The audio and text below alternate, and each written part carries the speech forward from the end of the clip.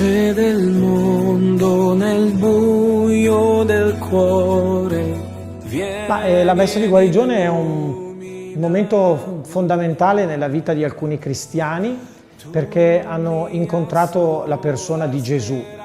Gesù che li ha guariti, li ha salvati, ha trasformato la loro vita, solo che vuole il tuo consenso, vuole la tua parte, vuole che tu sia protagonista di questa meravigliosa vita che Lui vuole farti vivere. Qui per adorarti, qui per dirti che tu sei il mio Dio e solo tu sei santo. Dio si fida di te, non deluderlo. Vieni con noi e sperimenterai una vita nuova. Degno e glorioso sei per me.